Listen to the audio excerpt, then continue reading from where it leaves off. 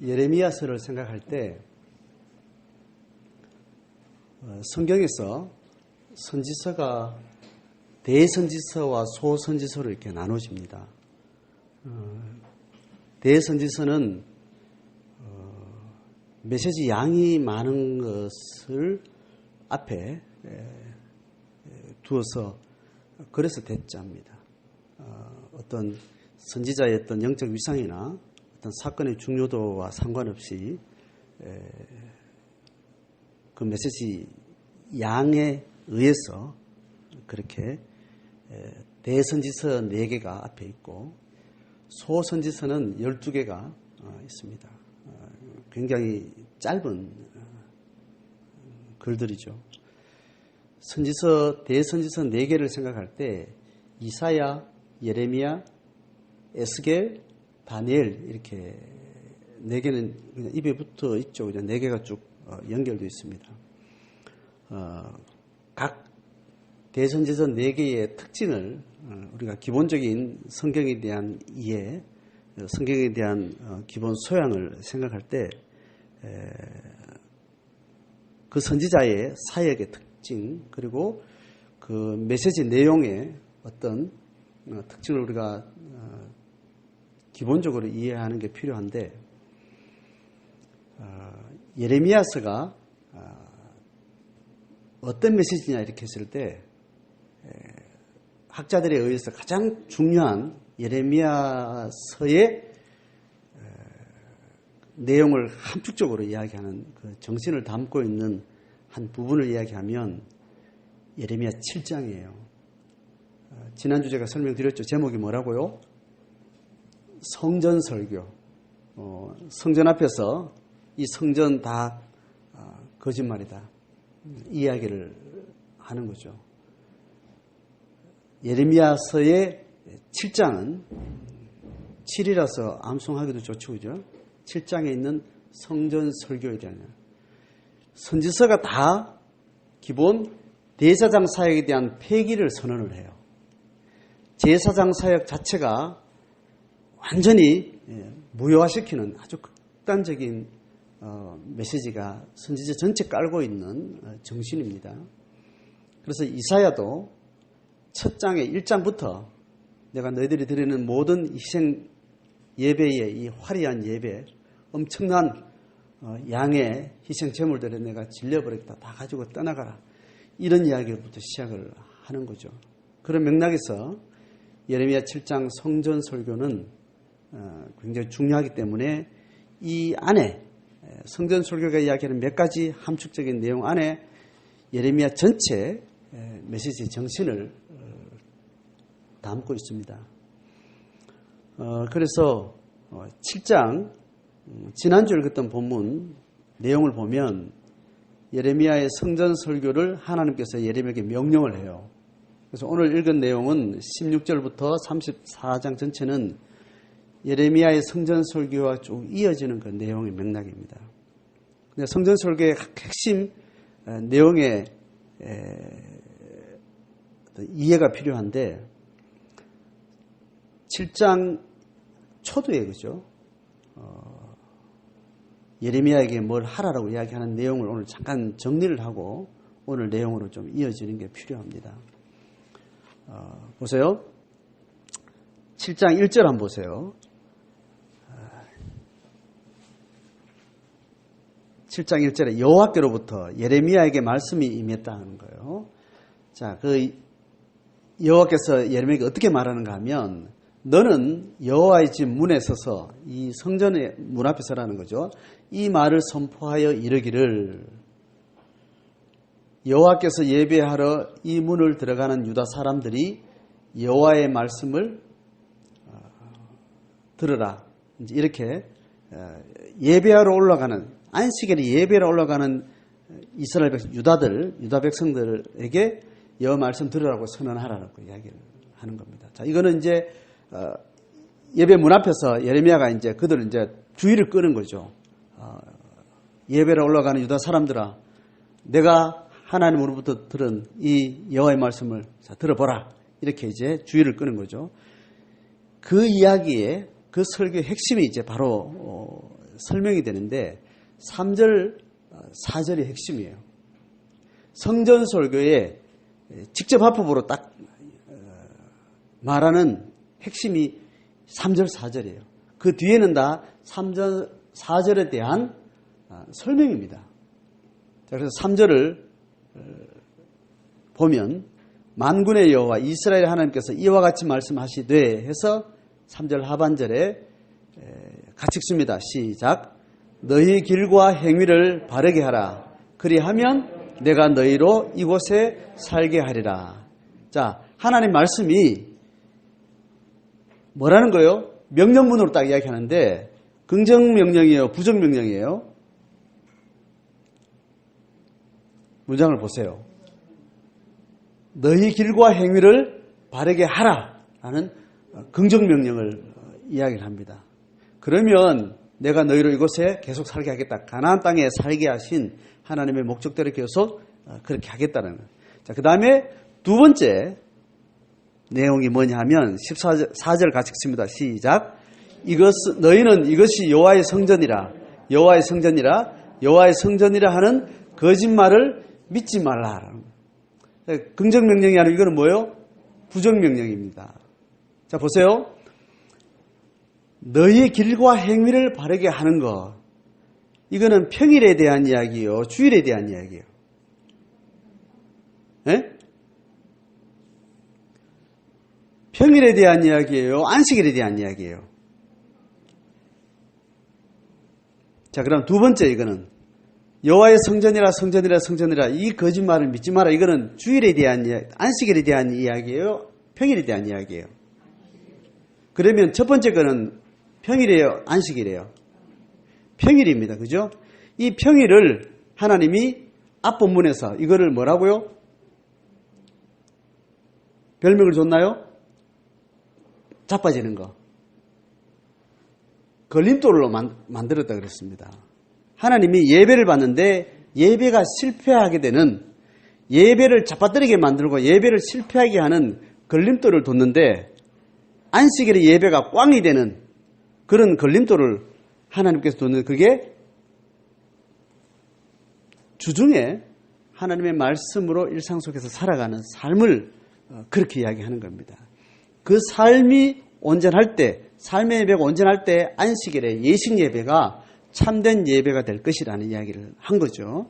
자, 그 이야기에서 오늘 성전 설교의 핵심이 뭐냐 하면 이 두 가지예요. 계속 앞에서 반복했던 이야기를 지금 하는 겁니다. 하나를 긍정하고 하나를 지금 부정하는 거예요. 원래 하나님은 평일에 일상 예배와 주일에 안식일에 예식 예배를 같이 이야기를 하는 거죠.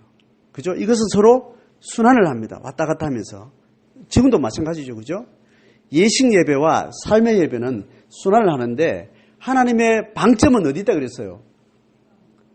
평일에 있다 그랬습니다. 일상의 삶에 있다 그랬습니다. 이방 사람들도 우리와 겹치는 것은 그들은 이방 사람들은 이방 신을 주를 섬겨요. 우리는 하나님을 주를 섬겨요. 이게 겹치지 않습니다. 이방 사람들에게 어떤 우리의 신앙의 가치를 보여주려면 어디에서 만나야 되는 거예요? 평일에 만나는 겁니다. 평일에 만나서 살 때 저들은 주일날 하나님을 섬기고 우리는 가서 바알을 섬기는데 저 사람들이 뭔가 다르네. 이렇게 이방인들과 접촉점과 하나님의 통치에 접점을 만나게 되는 거죠. 그렇게 해서 하나님이 평일의 예배와 안식일의 예배를 하나님께서 그렇게 같이 허락하셨는데 오늘 성전 설교의 핵심은 뭐예요? 평일의 예배를 하나님께서는 명령을 긍정으로 하고 안식의 예배를 어떻게 한 거예요? 부정한 거예요. 자, 이스라엘 백성들이 지금 이 설교를 예레미야로부터 듣고 있는 이 사람들은 지금 이 설교를 듣고 있는 그 시점에 이들을 어디로 뭘 하고 가고 있는 거예요? 성전으로 지금 예배하러 지금 가고 있는 겁니다. 그들에게 길과 행위를 바로 하라. 바로 하지 않기 때문에 바로 하라고 이야기하고 그리고 성전을 찾아와서 여기 하나님이 함께 하실 거라고 믿는 자들에게 이거 꽝이다. 아니다. 이렇게 폐기론을 이야기를 하는 겁니다. 핵심이 이거예요. 자, 그래서 보세요. 5절, 6절, 7절은 1번 명령에 대한 부연입니다. 5절 같이 읽어봅니다. 시작. 상반절 시작. 너희가 만일 길과 행위를 참으로 바르게 하여, 이렇게 이야기하는 거예요. 자, 이게 첫 번째, 너희 길과 행위를 바르게 하라. 그래야만 내가 이곳 살게 하리라. 이 첫 번째 긍정 명령을 이렇게 해서 강론이 뭐예요? 그렇게 바르게 한다는 것은 몇 가지 있다 했어요? 네 가지로 지난주에 얘기했습니다. 그죠? 이웃들 사이 정의 행하고, 이방인 과부를 압제하지 아니하고, 무죄한 자의 피를 흘리지 않고, 다른 신들을 따르지 않는 것, 네 가지를 이야기를 한 거예요. 바른 길이라는 것은. 자, 그것은 앞에 있는 바른 길을 가라. 여기에 대한 부연입니다. 자, 그럼 8절 읽어봅니다. 8절 시작. 보라, 너희가 무익한 거짓말을 의존하도다. 자, 이 거짓말 이야기는 앞에서 무슨 거짓말 했어요? 성전이라 했던 이 거짓말을 지금 가지고 두 번째 설명을 지금 8절부터 이야기를 하는 거예요. 그래서 너희들에게 구원이 있다. 이렇게 하는 이 가정하기를 너희들이 도덕의 소굴로 만드는 그런 일을 내가 너희들이 하는 걸 다 처음부터 끝까지 보고 있다. 그 이야기를 하는 거예요. 자, 보세요. 그 이후에 쭉 이어오는 12절부터는 실로에서 그들이 블레셋과 전쟁하면서 뭐를 가져왔어요? 전쟁에서 이기려고? 언약궤를 가지고 와서 있는 그 실패, 그 실로의 실패를 다시 떠올리면서 이렇게 너 성전을 내가 완전히 망가뜨리겠다 라고 이야기를 하는 게 12절부터 15절 지난주까지 얘기예요. 자, 그래서 지금 오늘 이야기는 계속 이어지는 이야기는 1절 1번 바른 길을 가라는 그 이야기보다 성전이 다 거짓이라는 그 이야기를 지금 계속 이어가는 거예요. 이해되죠? 구조가 5절과 6절, 7절은 길과 행위를 바르게 한 내용만 딱 언급하고 나서 그 다음에 8절부터는 계속 성전이 거짓이라는 이야기를 계속 이야기하고 있는 거예요. 자, 그 이야기를 받아서 오늘 16절 이야기 된다는 이야기를 제가 좀 하는 겁니다. 보세요.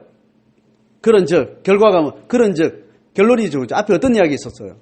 너희들이 성전에 와서 구원을 얻었다고 이 모든 가증한 일을 행하면서 도덕의 소굴로 만들고 있지 않냐? 그래서 옛날 블레셋과 전쟁할 때 언약궤가 뺏겨버리고 성전에서 언약궤가 없는 상태에서 한동안 있었던 이 엄청난 사건, 그 사건을 역사적으로 내가 완전히 실로처럼 만들겠다라는 이야기를 하고 나서 오늘 16절의 이야기가 되는 겁니다. 결론이 뭐예요? 그런즉 너는 이 백성을 위하여 기도하지 말라. 어디서 기도하는 거예요? 성전에서 기도.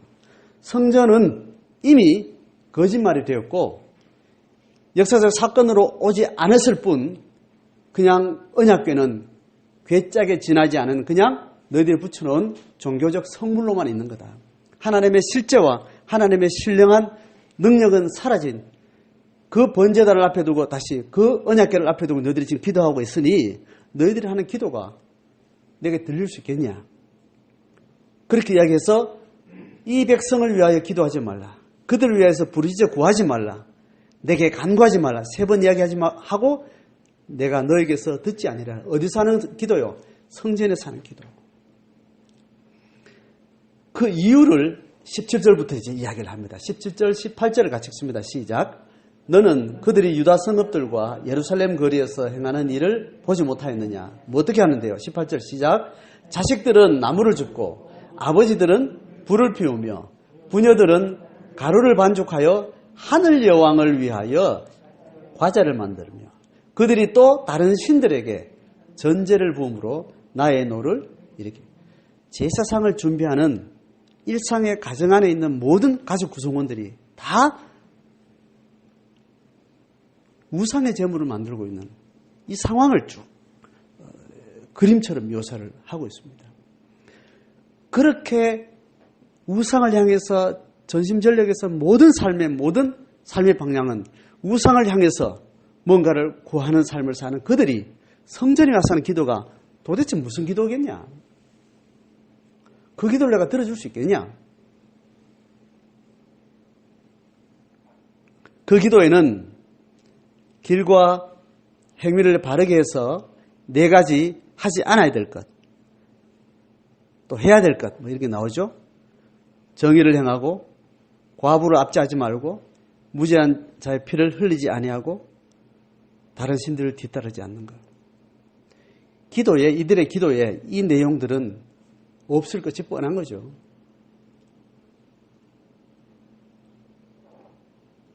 그래서 20절에 그러므로 여호와께서 이같이 말하느라 보라 나의 진노와 분노를 이곳과 사람과 짐승과 들나무와 땅의 소산에 부으리니 불같이 사라지고 꺼지지 아니하리라. 아주 무시한 저주를 이야기를 하고 있는 거예요.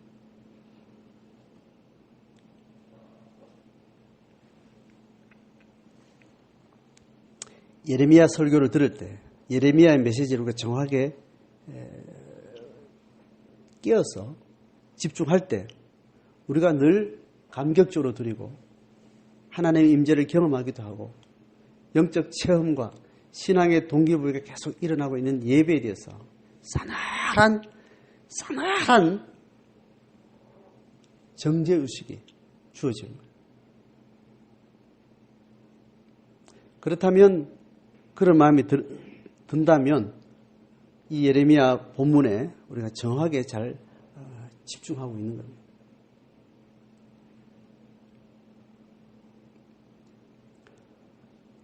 자, 그리고 나서 오늘 21절부터 주어지는 이야기는 같은 맥락을 계속 이야기하는데 좀 다른 이야기를 하는데 보세요. 21절 같이 읽습니다. 시작. 만군의 여호와 이스라엘 하나님께서 이와 같이 말씀하시되 너희 희생제물과 번제물을 고기를 아울러 먹으라. 자, 여러분 이 말이 무슨 말일까요? 너희 희생제물과 번제물을 고기를 아울러서 먹으라는 말은 희생제물과 번제물의 예배를 하나님께서 긍정하는 맥락이에요? 지금 부정하는 맥락이에요? 지금 전체 맥락은 뭐예요? 이게 참이라고 이야기하는 거 거짓이라고 이야기하는 거예요. 거짓이라고 이야기하는 맥락에서 희생제물과 번제물을 고기를 아울러서 너희들 먹으라. 희생제물을 드리는 것은 핵심은 번제에 다 사르는 거예요. 다 사르서 하나님께 드리고 난 다음에 구약 예배에 코이노니아가 있다고 들었어요? 안 있다고 들었어요? 애찬식이 있다고 들었어요? 안 있다고 들었어요? 구약 예배가 드리는 예배 전체 과정에 애찬식이 있나요? 없나요? 애찬식이 있어요. 조금 어떻게 떼가지고 하나님께 드리고 난 다음에 임하는 하나님의 축복, 하나님의 영광을 식사 자리를 통해서 서로 먹고 마시면서 하나님의 그 부유함을 식을 통해서 이렇게 같이 나누는 그 예배 과정의 그 뒤에가 있어요. 이게 있는데 이 참예배, 이스라엘 희생예배에 참예배에 집중하는 사람은 앞에 무게를 둘까요? 뒤에 무게를 둘까요? 뒤에 무게를 두는 거예요. 여러분 엘리 제사장이 사역할 때 엘리의 두 아들들이 대제사장 아들로서 예배를 관장하면서 어디 가서 무슨 짓을 했어요? 고기를 태우기도 하고 고기를 삶기도 하는 여러 과정 가운데 가지고 고기 삶는 가마솥에 가지고 갈고리 들고 가지고 고기 내놔라고 이야기를 해요. 아시죠? 그죠? 제밥에 관심이 있는 거죠.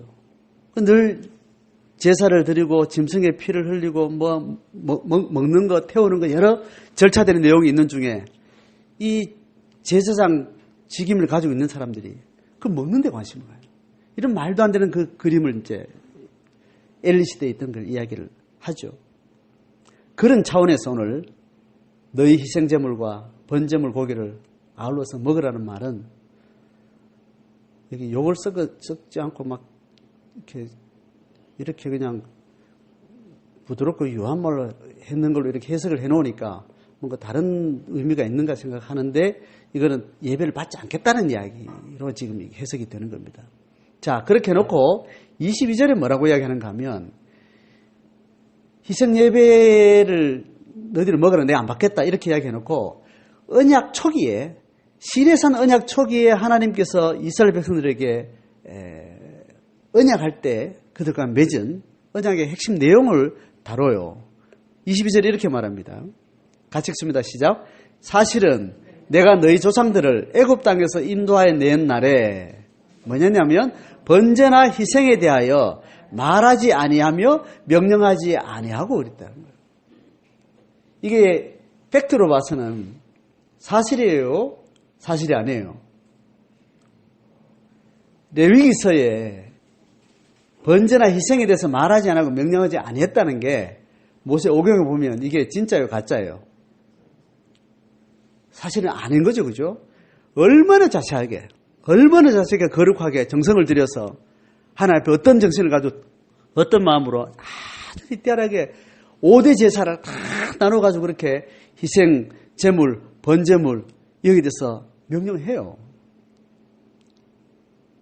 명령하는데 하나님이 이스라엘 백성들과 맺는 언약 당시에 하나님의 하나님됨, 그의 백성됨의 두 당사자가 언약을 맺을 때 서로가 서로에게 어떤 의무를 다하면서 서로가 서로에게 어떤 관계를 맺는 그 이야기를 할 때 핵심 센텐스가 늘 반복되는 게 뭡니까? 언약 관계는 하나님은 이스라엘의 여호와는 하나님 이스라엘의 신이 되고 이스라엘은 하나님의 백성 되는 이 관계를 이야기하는 거예요.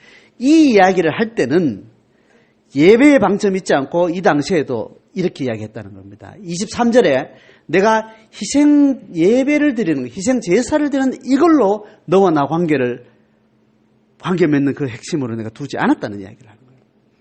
그럼 뭐라고 이야기해요? 23절에 오직 반대에서 긍정에 다른 말을 할 때 오직을 넣어서 같이 읽습니다. 시작. 오직 내가 이것을 그들에게 명령하여 이르기를. 자, 진짜 명령한 게 뭐냐 하면 너희는 내 목소리를 들으라. 그리하면 나는 너희 하나님 되겠고 너희는 내 백성이 되리라. 너희는 내가 명령한 모든 길로 걸어가라. 그리하면 복을 받으리라. 이랬다는 거예요.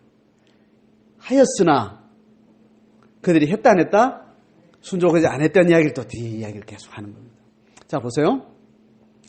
지금 다시 언약 시내산 언약 당시에 초기 하나님과 언약 백성들이 관계 맺으면서 언약을 이야기할 때 예식 예배를 핵심으로 내가 두지 않았다는 거예요. 예식 예배는 삶의 예배가 완전히 통합적으로 이루어지는 가나안의 이방인들 앞에 하나님의 백성들이 어떻게 다르게 사는가를 보여주기 위한 그들의 영적 정체성으로 예식 예배를 줬지만 참 하나님이 되는 것과 참 백성 되는 관계는 예식 예배에 있지 않다는 거예요. 삶에 있다는 이야기를. 자, 다시 앞에 있었던 성전 설교의 핵심하고 연결해서 이야기를 하고 뒷이야기는 그렇게 정리를 하는 게 지금 34절까지 이야기입니다. 자, 보세요. 뒤에 쭉 이어지는 내용은 계속 순종하지 아니하고 내게로 등을 돌리고 얼굴을 향하지 아니했다는 24절. 애굽에서 나올 때부터 오늘까지 선지자들을 보내서 이걸 내가 계속 고발했는데 너희들이 그 선지자들 앞에도 끊임없이 귀 기울이지 않고 순종하지 아니하고 그랬다는 거예요. 계속 이어서 29절부터 34절 한 달을 또 이야기를 하는데 어떤 이야기인가 하면 29절 봅니다. 너의 머리털을 베어버리고 벗은 산 위에서 통곡해라. 여호와께서 그 노하신 바 이 세대를 끊어버리셨습니다. 자, 이러면서 이때 이야기하는 내용이 뭐냐 하면 30절에 내 이름으로 일컬음 받는 집에 그들의 가정한 것을 이제 우상 숭배였던 것을 뒀다는 거예요. 집을 더럽혔으며 자, 동시에 31절에 흰놈의 아들 골짜기에 도벳 사당을 건축하고 그들의 자녀들을 불에 살랐다는 이야기예요. 자, 이방 신들 중에 레위기서에 나오는 이야기인데 우상을 섬기지 말라는 다양한 우상 섬기는 어떤 제사의 형태를 쭉 나열하는데 아마 그 당시에 여러 바알 신이 아마 가장 큰 영역을 차지하는 주력이었던 것 같아요. 그래서 매번 바알신 농경사회이기 때문에 유목민에서 농경사회로 올라가는 한 한 급 높은 발전된 사회로 넘어가는 그 떠돌이 생활에서 정착 민으로 넘어가는 이 고급 문명의 신인 바알이 핵심 이야기였겠지만 다양한 다른 신들 중에 몰렉이라는 신이 있는데 몰렉을 예배하는 예배 방식은 굉장히 정성을 들이는데 정성의 최극단이 뭐였는가 하면 인신제사예요. 그래서 자식을 사람 중에도 가장 정성을 들인 사람 제사는 자식 제사인 거예요. 노예를 갖다 바칠 수도 있고 사서 바칠 수도 있고 뭐 누구를 바칠 수 있지만 예배자의 가장 그 신에게 정성을 많이 드리는 것은 자기 있는 가장 소중한 것을 드리는 거죠. 그 중에 최고가 자기 몸과 다름없는 자식을 드리는 거예요. 그래서 이 몰렉신의 이 인신제사를 드리는 그 사당을 도배사당이라고 해요. 그걸 어디다 지었는가 하면 성 어느 한 지역에 어떤 골짜기에 있는데 예루살렘 성이 큰 높은 지도로 되어 있잖아요. 그죠? 그 사방으로는 다 낮은 지도로 빠진 여러 골짜기들이 있는데 흰놈의 아들 골짜기라는 곳에 그 몰렉신의 산당을 지어서 인신제사를 계속 드렸던 겁니다. 이걸 하나님이 지금 이야기하는 거예요. 32절 그러므로 여호와께서 말씀하시니라 날이 이르면 이곳을 도벳이라 하거나 흰놈의 아들 골짜기라 말하지 아니하고 죽임의 골짜기라 말하래. 이는 도벳에 자리가 없을 만큼 매장을 많이 했다는 거예요. 33절에 이 백성의 시체가 어떤 시체요? 이 백성들이 재앙을 당했을 때 다 죽임을 당하게 될 때 공중의 새와 땅의 짐승의 밥이 될 것이나 그것을 쫓아낼 사람이 없을 정도로 다 그렇게 너희들도 죽을 거다. 자, 이 저주 이야기를 하는 겁니다. 보세요. 이 도벳사당에 인신제사를 드려서 자식을 불태워 죽이는 이 정성이 지극한 인간이 만들어낼 수 있는 정성의 최고 정성은 자기 자신을 드리는 건데 그 자신과 다름없는 이 자식을 드리는 정성의 최극단의 예배를 드리는 목적은 뭐예요?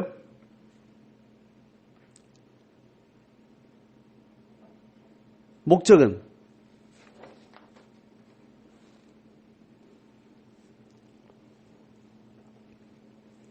주보 제가 메모에다 이렇게 했습니다. 우상에게 정성을 드리는 최고의 제물은 자녀를 바치는 건데 이방 종교의 정성은 그 정성을 통해서 그 신으로부터 뭔가 얻어내기 위한 거예요. 정성의 최고의 내용을 드리면 하나님이 그 신이 그에게 주는 풍요의 최고를 얻어낼 수 있다는 이 세계관이 있는 거죠.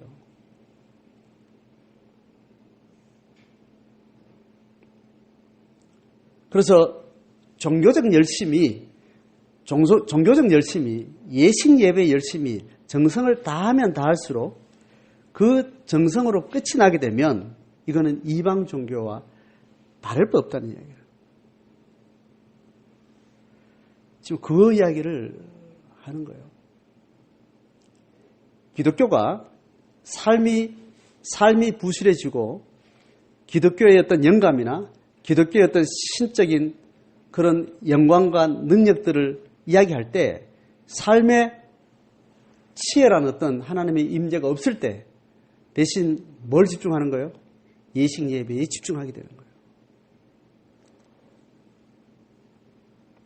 하나님의 길을 걸어가면서 삶에서 대가를 지불하면서 그리스도의 십자가의 고난의 길을 내가 걷지 않으면 안 되는 삶의 실천 속에서 하나님을 따르려고 하는 그 순복이 눈물겹고 그 고난이 지나면 지날수록 예식 예배에는 다른 뭐가 필요한가요? 가장 좋은 반찬은 뭐라고요? 시장이 반찬인데 가장 영광스러운 예식 예배는 가장 정직한 고난의 정직한 대가 지불의 길을 걸어갈 때 하나님 아니면 위로할 수가 없는 그런 삶으로 내가 끝까지 제대로 걸어갈 때 예식 예배 앞에 뭐가 필요하냐고. 예식 예배라고 정해진 시간 공간 그 자체가 그것이 최고의 반찬이에요. 최고의 아름다운 영광이에요. 삶의 치열한 하나님의 임재를 우리는 갈망하지 않기 때문에, 거기서는 신비한 능력이 더 이상 없기 때문에 구약시대나 신약시대나 모든 종교는 예식 예배에 목숨을 겁니다. 이걸 파면 팔수록 우리가 굉장히 위험한 교회 생활을 했구나라는 것을 저는 다시 한번 생각합니다. 목회자들이 신학교에서 훈련받을 때 각종 신학교에서 받는 여러 훈련과 세미나들이 가면 뭐가 있는가 하면 그래도 말씀에 목숨 거는 이 흐름들이 있어요. 설교, 강해 설교, 말씀의 능력에 대해서 이야기하는 그런 흐름이 있는가 하면 목회 신학에서 목회 실제 들어갔을 때 뭐가 있는 감격 있는 예배를 강조하는 것이 많아요. 감격 있는 그 예배가 그 자체가 문제가 됩니까? 문제 안 돼요. 그런데 거기에 깊은 함정이 있는 거예요. 감격 있는 그 예배를 강조하는 그 시대일수록 감격을 위해서 예식 예배에 다른 것들을 동원하는 거예요.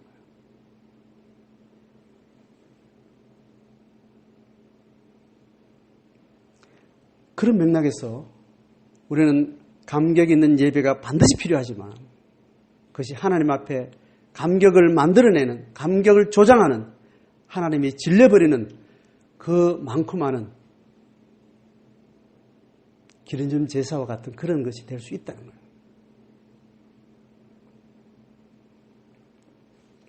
기독교 신앙이 왜 진리인가 하면 기독교는 자기 스스로에게 칼을 들이댑니다. 하나님 신앙이 왜 생명이 있는가 하면 하나님이 스스로 자기 스스로에게 칼을 들이대는 거예요. 기독교 신앙의 주체들이 스스로의 신앙이 허구일 수 있다는 이야기를 신랄하게 이야기를 한다는 거예요.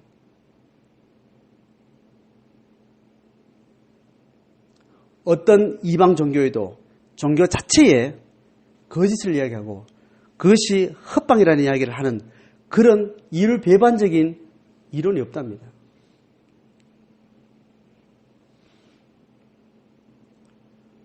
오늘 이 말씀을 들으면서 시대는 한 시대를 통해서 우리가 통찰할 수 있지만 한 개인은 또 개인의 신앙의 맥락에서 자기 자신에게 이 모순적인 역설적인 하나님의 메시지 앞에 설 때 우리가 다다르고 있는 영적인 한계, 영적인 무기력의 그 한계 속에서 벗어날 수 있는 새로운 통찰은 다시 하나님께서부터 말씀으로부터 다시 우리는 취할 수가 있습니다. 어떤 사람에게는 예배가 여전히 살아있고 예배의 생명력이 우리의 삶을 강력하게 드라이브하는 그런 예배의 맥락을 살아갈 수도 있지만 또 어떤 사람의 신앙에서는 같은 예배 공간을 쓰는데도 불구하고 같은 신앙의 길을 걸어가는데도 불구하고 그 신앙의 부흥과 침체의 맥락 속에서 그 신앙의 밑바닥을 칠 때 그 밑바닥의 이유를 이 선지서의 예배가 가짜일 수 있다. 이 하나님의 말씀 앞에 이 성령의 통찰 앞에 다시 내 한꺼풀 신앙의 한계를 넘어설 수 있는 그런 계기가 될 수 있는 겁니다.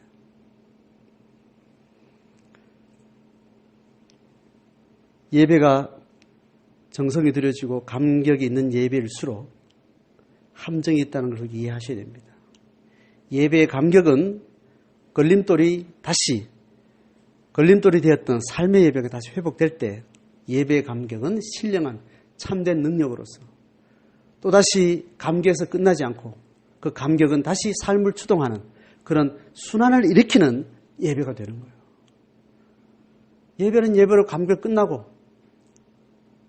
예배와 상관없는 또 삶은 또 다른 동기로 뭔가 삶을 또 열심히 살아야 되는 이렇게 삶과 예식 예배가 단절된 이런 종교식이 우리에게 가면 다시 한번 이 두 가지는 서로 순환하며 서로 추동하며 서로를 새롭게 일으키는 그런 동력으로 생명력 있게 예배가 회복되는 겁니다.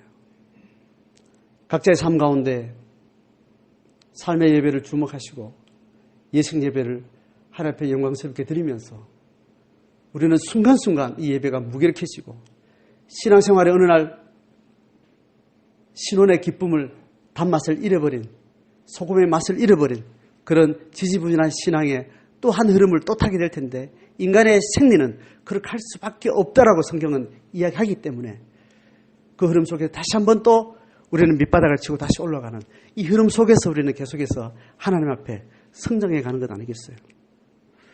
이 추동의 힘을 여러분 깊이 계기를 가지면서 예식 예배에도 삶의 예배에도 서로가 서로를 이끌어 가시는 성령 앞에서 그렇게 승리하고 또 하나님 앞에서 성장할 수 있기를 주의 이름으로 축복합니다.